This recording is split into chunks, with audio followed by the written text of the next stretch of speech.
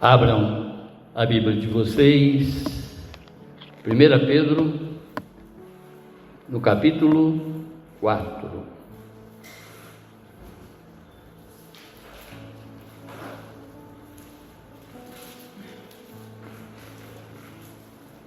Primeira Pedro,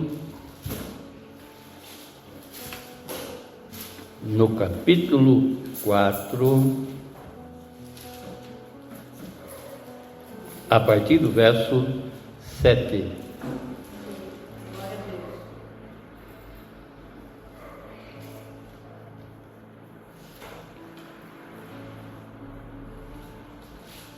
Primeira Pedro, no capítulo 4, verso 7. O fim de todas as coisas está próximo. Portanto, sejam criteriosos e sóbrios para poderem orar. Acima de tudo, porém, tenham muito amor um para com os outros, porque o amor cobre a multidão de pecados. Sejam mutuamente hospitaleiros sem murmuração. Sirva uns aos outros, cada um conforme o dom que recebeu, como encarregados de administrar bem a multiforme graça de Deus. Se alguém fale de acordo com os oráculos de Deus. Se alguém servir, faça-o na força que Deus lhe dá, para que em todas as coisas Deus seja glorificado, por meio de Jesus Cristo, a quem pertence a glória e o domínio para todo o sempre. Amém. Feche seus olhos, abaixe a sua fronte e vamos falar com Deus. Vamos pedir para que o Santo Espírito de Deus fale com total legalidade, com total liberdade para cada um de nós, para que nós possamos compreender essa palavra rema, essa palavra revelada, e aplicar essa palavra no mais profundo do nosso ser, e que jamais nos esqueçamos, para que possamos utilizá-la a todos os dias na nossa vida, buscando fazer cada vez mais a vontade do nosso Deus e Pai, e não mais a nossa. É que oramos já lhe pedindo e agradecendo no nome sagrado do seu Filho Jesus, Pai. Amém, amém, amém. O tema: santidade diária.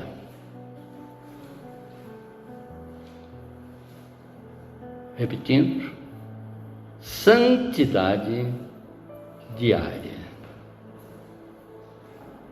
Irmãos, em nossa última pregação, e conforme foi estudado aqui ontem na INC, nós refletimos sobre os mandamentos de Deus dados a Moisés, que está descrito no capítulo 20 de Êxodo, e falando exatamente do comportamento que Deus espera do homem para com o homem, onde que ele já deixou tudo escrito para nós, não é?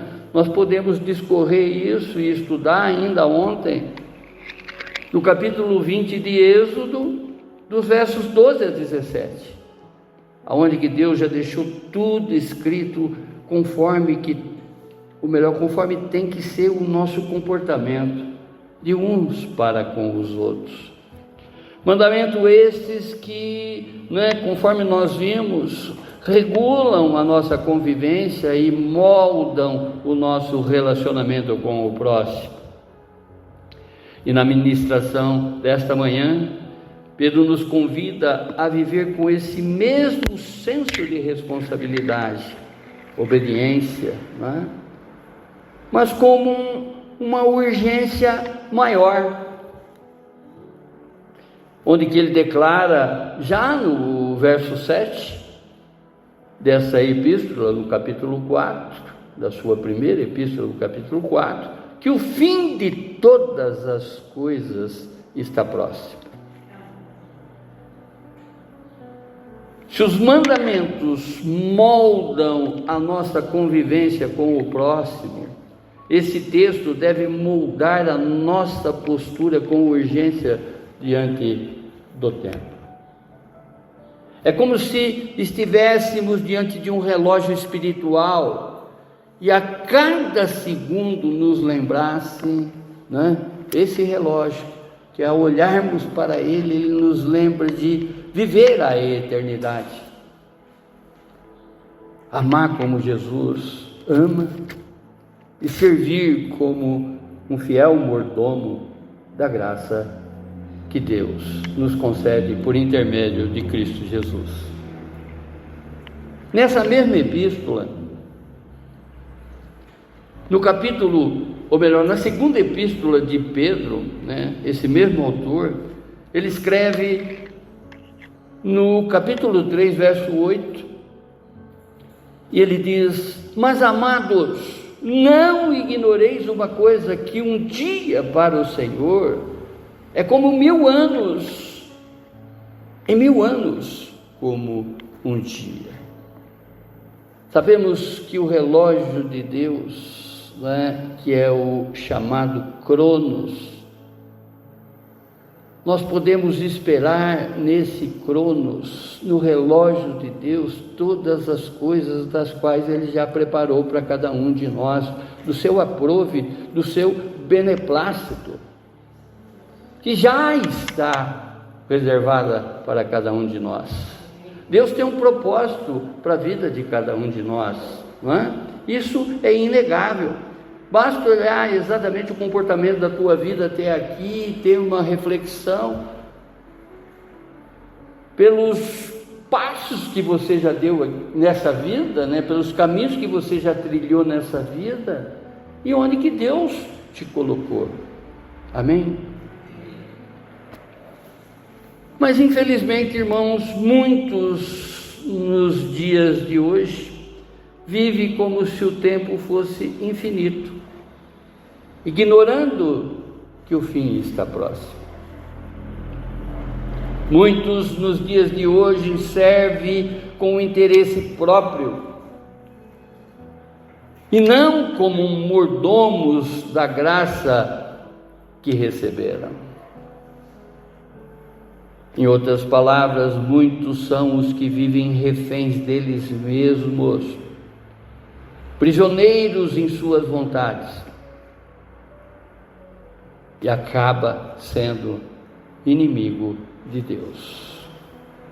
Deus já deixou tudo escrito para nós, já estabeleceu exatamente mandamentos para que a gente cumpra,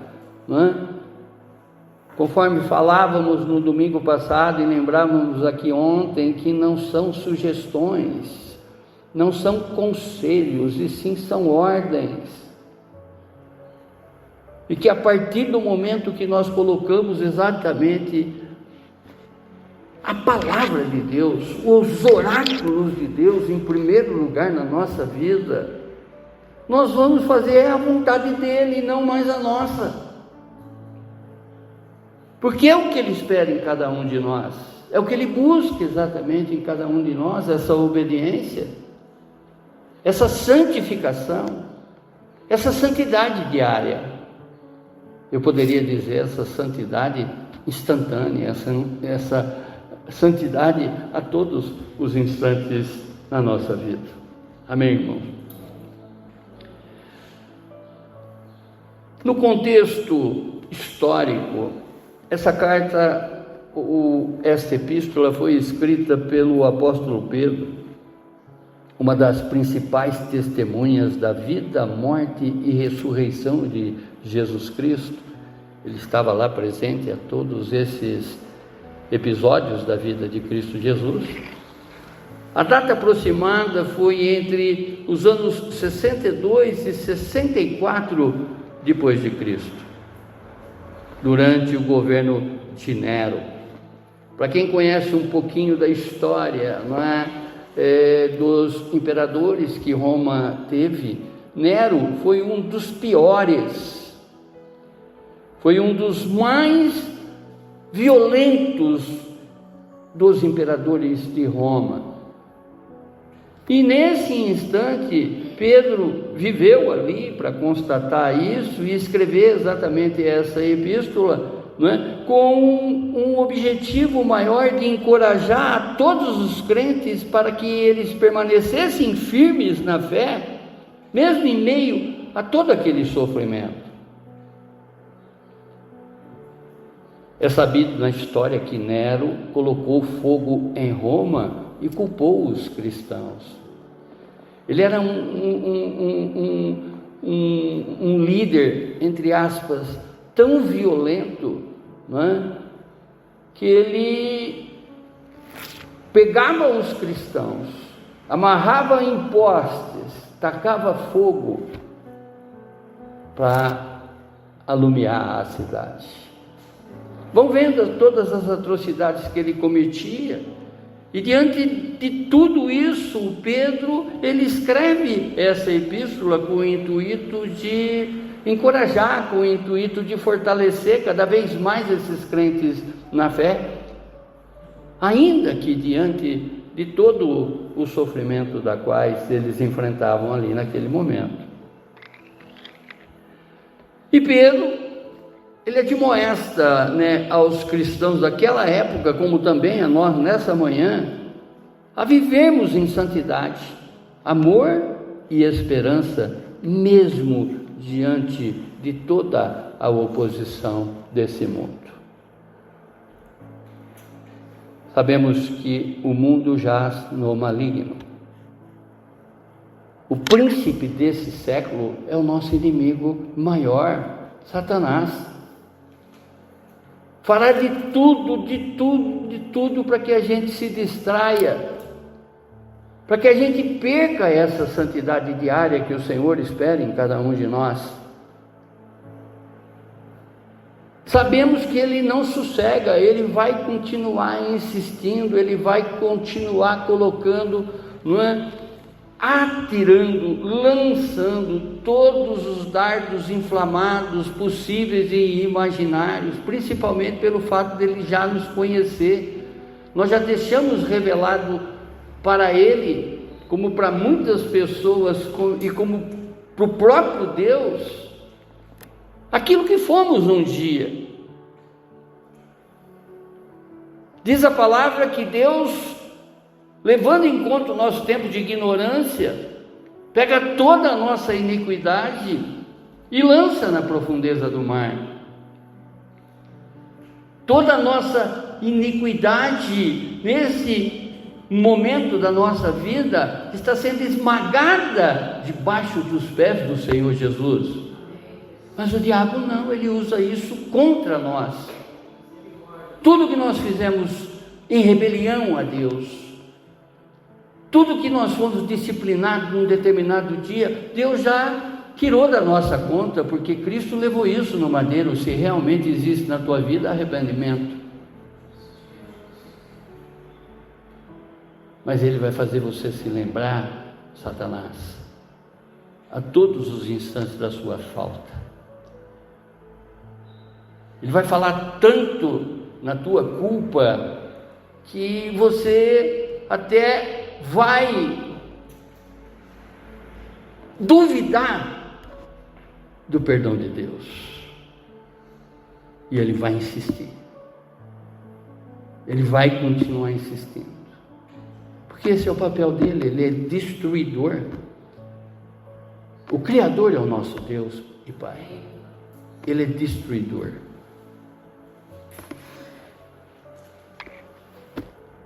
Ao meditarmos nesta escrita de Pedro, nós somos chamados a viver com urgência espiritual, conscientes de que o fim se aproxima. E essa verdade deve transformar a nossa maneira de viver, guiando-nos a atitudes que reflitam, que possam refletir a vontade de Deus na nossa vida, e não mais a nossa. conhecemos a verdade. E a palavra diz que a verdade nos liberta. Então já estamos libertos de toda a culpa do passado, já estamos libertos de tudo aquilo que a gente fez num tempo de ignorância. E que temos que viver hoje em santidade. Porque é o que o Senhor espera em cada um de nós: sede santo, porque eu sou santo. Ele diz em Levítico, que é o livro das leis, ele diz também nessa epístola de 1 Pedro, e conforme eu sempre digo aqui, Deus jamais pediria alguma coisa da qual a gente não pudesse cumprir. Ele sabe exatamente que nós possamos ser santo como santo Ele é. Basta, não é, analisarmos mais todas as propostas que nos chegam, se Deus está ou não nesse negócio. E nós sabemos, e a própria palavra diz que quando Deus está no negócio da qual a gente tem dúvida, basta olhar exatamente para a paz que nos toma. Se você for tomar de uma paz que ultrapassa a sua compreensão, é porque Deus quer que você siga o teu pensamento, porque no teu pensamento está a vontade dele. Caso contrário, se não existe paz, desista, porque Deus não está nesse negócio. Amém, irmãos? Oh, glorioso! E nós encontramos nessa escrita do apóstolo Pedro alguns conselhos práticos e espirituais que nos orientam sobre como viver com propósito diante da proximidade do fim. Isto aqui não é história de era uma vez. Sempre lembro a vocês que a Bíblia, né, é um livro da qual já está tudo revelado para aquele que crê. Para aquele que não contesta, né? Para aquele que aplica a palavra de Deus, vive a palavra de Deus, não tem contestação, e sim revelação. Primeiro conselho: viver com sobriedade e oração. Verso 7: o fim de todas as coisas está próximo. Portanto, sejam criteriosos e sóbrios para poderem orar. Vejam que existem algumas condições até mesmo nesse diálogo que nós vamos manter com o nosso Deus. Essa sobriedade, ser criterioso, ser disciplinado, ser santo. Nessa sobriedade está exatamente essa santificação diária da qual Deus espera em cada um de nós. Essa santificação não de apenas um momento, mas essa santificação constante que Ele espera em cada um de nós. Sempre digo aqui que a oração sem a santificação, a oração não sai do chão, ela não sobe.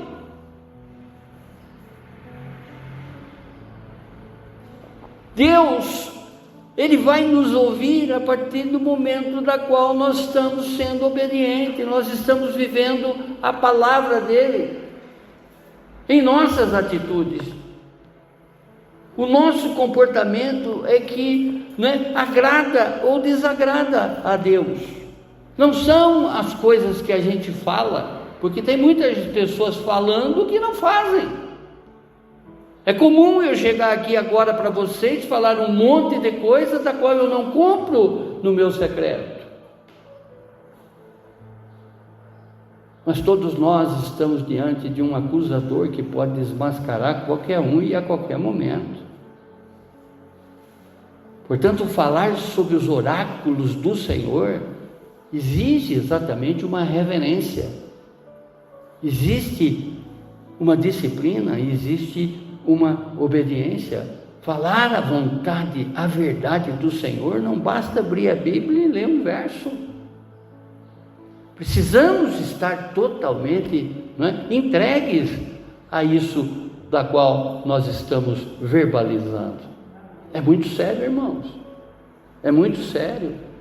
Por isso que eu sempre falo, estar atrás de um móvel dele não é uma situação, é uma oportunidade.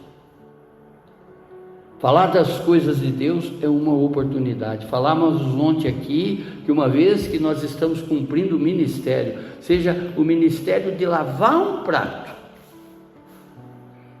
o ministério de cuidar de um carro lá no estacionamento, é um trabalho para Deus. Do maior ao menor não tem equilatação para ele, tem aos nossos olhos. Falei aqui ontem que eu sempre me chamou a atenção das pessoas que guardam o carro lá fora, para que o irmão possa congregar, sem preocupação. Tudo isso é ministério, e a palavra ministério significa trabalho. Estamos trabalhando para Deus, estamos trabalhando exatamente para que as coisas para Ele saiam na mais perfeita ordem, Por isso que quando estamos envolvidos com as coisas de Deus, esse trabalho requer excelência. Você pode não agradar às pessoas, mas Deus sabe exatamente até onde foi o teu esforço, Ele sabe até onde foi a tua dedicação para falar das coisas do alto. O fim refere-se à consumação dos tempos e ao juízo final. O que Pedro está mostrando para aquela geração, para aquele povo daquela época, como também para nós nessa manhã. Pedro, ele não usa o fim como motivo de desespero, mas como um chamado à ação. O crente, aquele que cumpre exatamente a vontade de Deus, não tem medo do fim, não tem medo do juízo final. E o que Pedro está fazendo com aquele povo que, diante das perseguições, diante da violência que eles estavam enfrentando, que eles não se desesperassem, mas mantivessem a fé nesse Deus de verdade, esse Deus que é um homem para que não minta, esse Deus que fala, porque Ele fala com propriedade aquilo que é melhor para cada um de nós. A sobriedade e o discernimento são essenciais para uma vida de oração eficaz. A proximidade do fim deve nos levar a uma vigilância espiritual.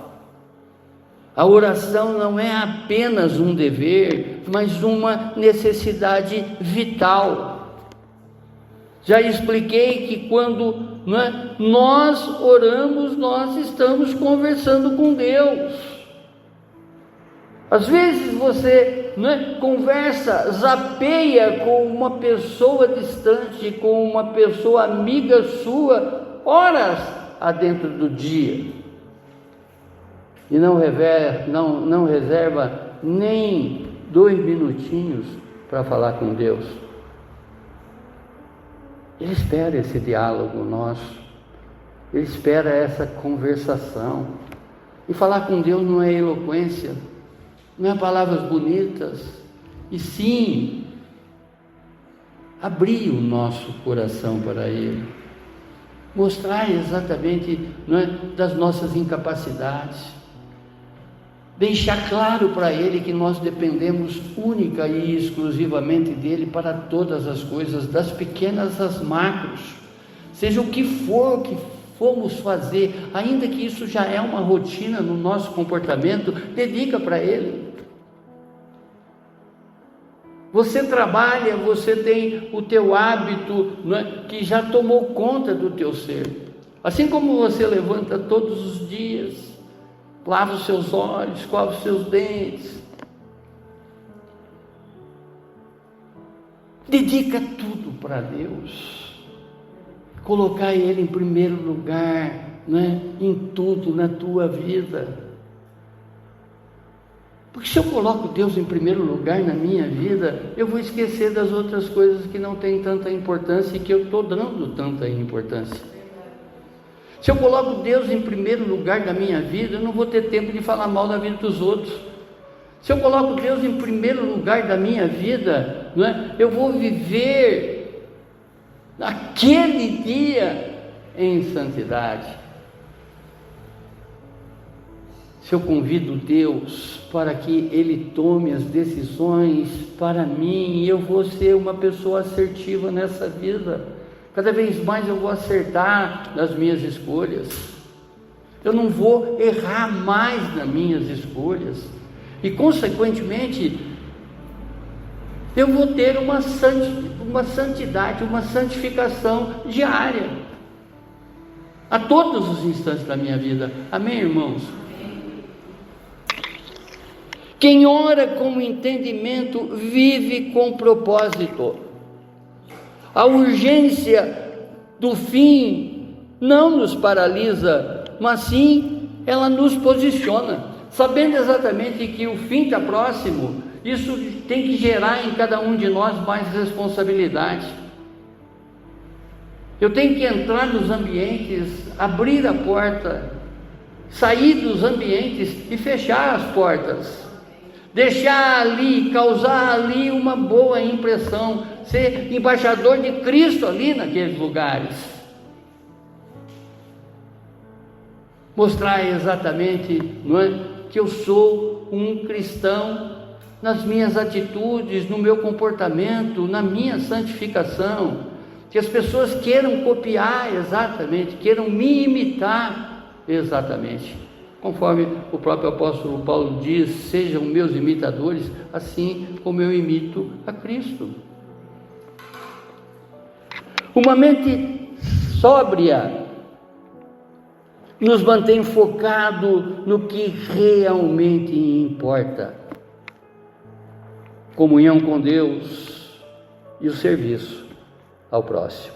Amar a Deus sobre todas as coisas e o nosso próximo como a nós mesmos. Já expliquei, né, naquela historinha que é contada no livro do Monge e o Executivo, que numa conversa com um crente, ele explicando para a pessoa, para aquele auditório, o que é amar o próximo como a nós mesmos, ele faz algumas ilustrações que é interessante, né, a gente não se esquecer disso. Amar o próximo, para Damião, que é o nome da personagem do livro, ele diz assim: tem dia que eu levanto não gostando de mim. Eu olho no espelho e vejo a minha imagem distorcida. Eu me detesto naquele instante. Mas segundo depois eu já estou me amando. Isso é amar o próximo. Você não pode querer para o teu próximo aquilo que você não quer para você. Alguns momentos você vai querer esganar o teu próximo,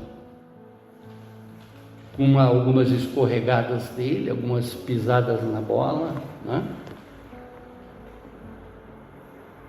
Assim como Deus nos perdoa, nós também devemos perdoar. E Jesus dá a receita desse perdão, 70 vezes 7. Quando ele diz 70 vezes 7, não é para você multiplicar, é para você ter o resultado disso de um valor incontável. Em outras palavras, você tem que perdoar sempre, porque Deus te perdoa.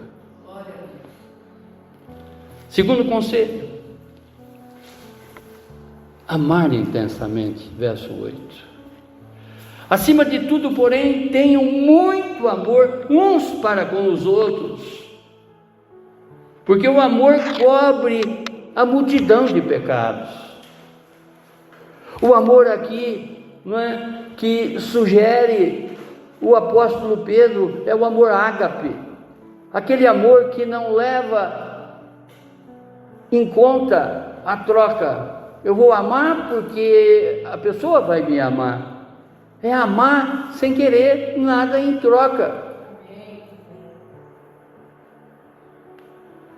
O amor que busca o bem do outro, mesmo com sacrifício. Cobrir pecados não significa ignorar, mas sim perdoar e não expor. O crente é mestre em expor o irmão. Um deslize do irmão já é motivo para a plateia do culto do domingo seguinte. Aquela conversinha de pé de orelha que você tem quando chega, muitos não vão ouvir, porque é algo que você está trazendo para outra pessoa. Mas Deus e o teu inimigo ouve. Deus espera exatamente que tenhamos um relacionamento, não é, de amor uns para com os outros. Da mesma maneira que nos amamos, devemos amar o nosso próximo. O fim está próximo. Portas que ficaram abertas no decorrer da tua caminhada, volta lá e fecha.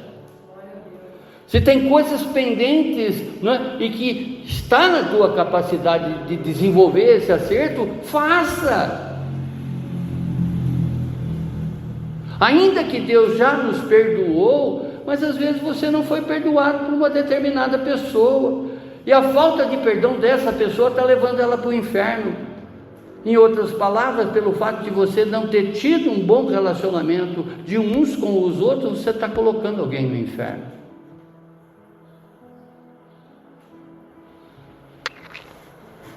O amor é essencial para uma vida comunitária cristã. E Pedro enfatiza que o amor verdadeiro não guarda rancor, está sempre pronto a perdoar. Amar com profundidade é escolher diariamente cobrir e não revelar a falta das outras pessoas. Perdoar é caminhar junto e não separar. É viver o Evangelho com atitudes, não apenas em palavras. Em vez de julgar ou condenar, devemos ser instrumentos de cura e reconciliação, refletindo o caráter de Cristo em nossos relacionamentos. O amor cristão não é conivente com o pecado, mas busca restaurar com graça. Assim como Pedro, somos chamados a ter misericórdia e paciência. Assim como Jesus, devemos ter misericórdia e paciência das pessoas. Terceiro conselho: praticar a hospitalidade com alegria, verso 9. Sejam mutuamente hospitaleiros sem murmuração. Eu confesso que eu tenho uma cena de infância que não é nada agradável, né? Que a mãe comentava isso, de que quando você recebia uma visita, né, indesejada, você colocava a vassoura atrás da porta para que a visita vazasse. Não ficava ali, né, falando mal da vida de alguém, sei lá o quê. Não é assim que nós devemos proceder. Ao contrário, a nossa casa, o nosso tabernáculo, da qual somos mordomos, não nos pertence. Devemos recolher os amigos, né? Hospedar os amigos, os irmãos. A hospitalidade nessa época era uma necessidade prática do amor cristão na igreja primitiva, especialmente em tempos de perseguição. As pessoas tinham as suas casas queimadas, as pessoas tinham, não é, as suas casas invadidas, consequentemente elas precisavam de um abrigo. E Pedro chama exatamente a atenção para que o crente tem que ser hospitaleiro. Isso não ficou somente naquela época.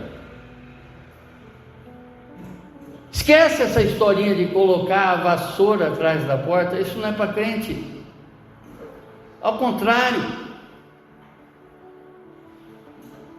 receber pessoas, conviver com pessoas, é o que nós devemos buscar, para que juntos possamos nos santificar.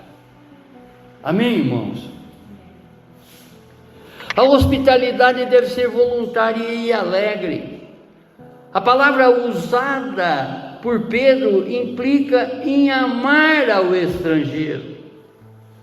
A Bia tem um desejo no coração dela, da qual eu endosso, eu compactuo, eu concordo, não é? É de transformar um cômodo da nossa casa para abrigar missionários que vêm de outra cidade, para ter ali na nossa mesa, no nosso teto, um abrigo. E é o que nós devemos fazer: se voluntariar, e não ver como um incômodo o irmão de fé. Tem pessoas que têm tolerância com o irmão dentro da igreja. Saiu um abraço, saiu da igreja, né? Ainda bem que foi aquela 1h30, aquelas 2 horas, né? Pela misericórdia de Deus, só semana que vem. Nada foge aos olhos do nosso Deus e Pai, como também do nosso inimigo. Sem murmuração é um alerta contra o serviço forçado ou por obrigação. Deus esquadrinha a todos. Devemos cultivar um coração acolhedor, prontos a abrir as nossas casas e vidas para servir as pessoas, sem reclamar ou esperar algo em troca. Receber alguém com alegria e generosidade é uma forma de adorar a Deus. Murmurar anula a bênção. Às vezes Deus está te dando a oportunidade de hospedar alguém, e isso vai gerar incomodação para você. Está anulando a bênção, está perdendo uma oportunidade. Em um mundo cada vez mais individualista, a hospitalidade é um testemunho poderoso do Evangelho de Jesus. Quarto conselho: servir com os dons que Deus lhe deu. Verso 10. Sirva uns aos outros, cada um conforme o dom que recebeu, como encarregados de administrar bem a multiforme graça de Deus. Os dons não são para uma exibição pessoal, mas para a edificação mútua. Servir é um ato de mordomia espiritual. Sabe o que é ser mordomo, irmão? É cuidar do que não é seu. Tudo que temos nessa vida não nos pertence, vai ficar, vai enferrujar, vai quebrar, vai acabar, ou alguém vai herdar, não é teu. E quando esse herdeiro partir também, vai ficar. Nós não somos mordomos, só cuidamos das coisas de Deus. Nada nos pertence, tudo vem dele e tudo volta para ele. As pessoas estão se matando aí por causa de bens, né? de alargamento de fronteiras, de alargamentos de posses. E Deus nos chama para uma santidade diária. Falávamos aqui ontem, né, sobre os mandamentos do homem para com o homem, o mandamento de Deus no relacionamento do homem para com o homem, né? Não matar, não invejar, né? Não fazer testemunho errado de pessoas. E tem muita gente invejando até o próprio, muito crente, invejando até o próprio ímpio. Os dons espirituais são distribuídos pelo Espírito Santo com propósito de diversidade, a multiforme vontade de Deus. A expressão multiforme, graça, revela a riqueza de variedade da atuação divina. Cada cristão é um administrador da graça de Deus. Olha o teu testemunho. Veja quantas coisas que você tem que falar para uma pessoa. Quantas coisas que você tem que falar, que você tem a capacidade e já tem conhecimento para falar de Deus para as pessoas.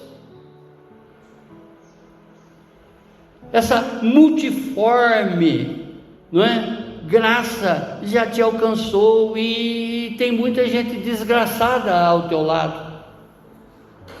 Desgraçada é porque ela está desprovida de graça. Quem não tem graça está em desgraça.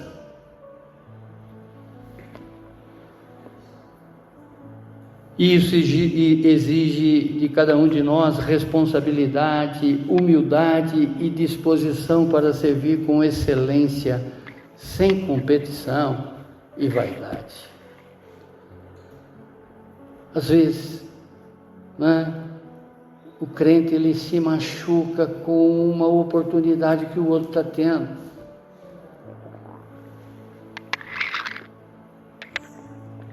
Devemos usar os nossos dons com alegria e dedicação, lembrando que o serviço cristão é uma forma de adoração e expressão da graça recebida. Não há espaço para passividade no corpo de Cristo, ou seja, ninguém tem que ficar inerte, ninguém tem que ficar parado. Deus tem um ministério, Deus tem um trabalho para cada um de nós. Os dons já foram distribuídos, os dons já estão operantes. A multiforme, não é? Graça, ela vem repleta de dons, das quais a gente tem que utilizar. Não existe passividade, nós temos que verdadeiramente usar esses dons que Deus já nos deu. Nesse relacionamento de uns para com os outros, buscando exatamente, não é, o corpo de Cristo cada vez mais saudável. a igreja cada vez mais saudável, o seu irmão na mesma altura sua, e não você olhar, né, de cima para baixo, desnivelá-lo.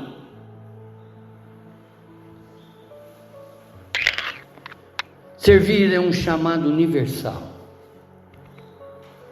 e cada dom tem valor diante de Deus. O serviço cristão deve ser feito com zelo e humildade, reconhecendo que tudo vem da graça de Deus e deve voltar para a sua glória, e não disputas vãs, né? Não busca de espaço maior dentro do corpo. Cada um tem a sua função. O que seria da mão se não houvesse o pé? O que seria dos olhos se não existisse o ouvido? O que seria do nariz se não tivesse a boca? Somos membros desse corpo. Servir com dons que recebemos é reconhecer que somos parte de algo maior. A igreja cresce quando cada um cumpre a sua função com fidelidade e amor. E o quinto conselho: glorificar a Deus em tudo. Verso 11. Se alguém fale de acordo com os oráculos de Deus, ou seja, né, propague a sua verdade e não o que você acha certo. Fale exatamente com a palavra de Deus. Já falei aqui por inúmeras vezes que nós não temos a capacidade de aconselhar ninguém. Quem aconselha é o Espírito Santo. Se alguém servir, faça na força que Deus lhe dá, para que em todas as coisas Deus seja glorificado por meio de Jesus Cristo, a quem pertence a glória, o domínio para todo o sempre. Amém. Falar com os oráculos de Deus significa comunicar com reverência e fidelidade à palavra. Eu busquei, Deus sabe exatamente dessa minha disciplina, sabe do meu envolvimento, coisas que estavam escritas ali, até parecendo que estavam ali, não é, tampadas. Deus revela, Deus mostra. Eu tenho que transmitir isso com excelência, porque da mesma maneira que eu recebi de graça também eu tenho que dar. Essa reverência existe exatamente disciplina, existe busca, não é? Lucas no capítulo 11, verso 13. Se você, sendo mau, sabe dar o melhor, as melhores coisas para o teu filho, que dirá o Pai perfeito que nos dará o seu Espírito Santo se lhe pedirmos? E quando o Espírito, não é, nos toma, a multiforme graça nos invade. Dons de conhecimento, dons de discernimento, não é? Todos os dons das quais a gente pode abençoar ao outro, para glorificar ao nosso Deus e Pai, e não a nós. Falar com os oráculos, conforme já disse, significa comunicar com reverência e fidelidade à palavra de Deus, como quem representa o próprio Deus. O ministério da palavra, quando o serviço prático deve ser realizado com excelência e submissão ao Espírito Santo. Sem o Espírito Santo nós não conseguimos, não é, nem ter a devida revelação do que significa Jesus para cada um de nós. Somente o Espírito Santo é que nos revela quem é Jesus. Nós temos a compreensão de quem é Jesus, nós temos a compreensão da palavra, tudo através da revelação do Espírito. Amém? O serviço cristão é uma administração da graça, e não uma exibição pessoal, portanto deve ser feito com dependência total da força divina. Tudo deve apontar para a glória de Deus e não particularmente para a nossa. Servir com a força de Deus é reconhecer que o poder vem dele. Ao ensinar ou servir, o cristão deve lembrar que é um canal da graça. E isso exige humildade, responsabilidade e comunhão constante com Deus. Ninguém que tenha a oportunidade de chegar, a fazer uma abertura, a fazer uma oração, a fazer uma convocação para a casa de Deus, tem que se achar o tal, até mesmo que prega. Tudo é para Ele, tudo é para glorificar a Ele. Não somos nós que devemos ser vistos, e sim, Ele que tem que ser notado. Não importa se você prega ou lava pratos. Falei isso aqui ontem. Se feito com a força de Deus e para a sua glória, isso é ministério, isso é trabalho.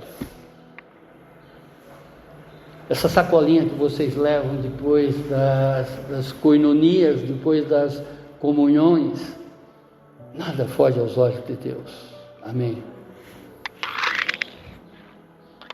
E às vezes eu torço para a irmã pegar antes que eu, não enxergando a oportunidade. Estou falando aqui, Aqui não acontece assim. Falar e servir são atos sagrados. Deve ser feito com temor, dependência e propósito, sempre visando glorificar a Cristo. Quando recebemos e reconhecemos, quando recebemos uma oportunidade e reconhecemos que tudo vem de Deus, dons, força, a nossa resposta natural é glorificá-lo acima de tudo. O ministério não é palco, é altar. Falar e servir são expressões da graça recebida e deve sempre refletir a glória de Cristo. Amém, irmãos? Concluindo, diante da proximidade do fim, Pedro não nos chama ao pânico, mas à maturidade espiritual. Ele nos convida a viver com propósito, sobriedade e fervor, conscientes de que cada atitude nossa pode glorificar a Deus. Somos chamados a cultivar uma vida de oração, não como um ritual, mas como uma expressão de dependência e comunhão. A oração nos alinha com o coração de Deus e nos prepara para enfrentar os desafios com fé e discernimento. O amor, por sua vez, é o vínculo que sustenta toda a comunidade cristã. Primeiro dom,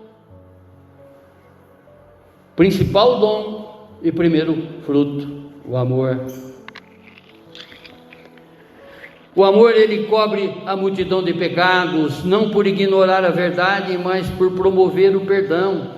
a reconciliação e a restauração.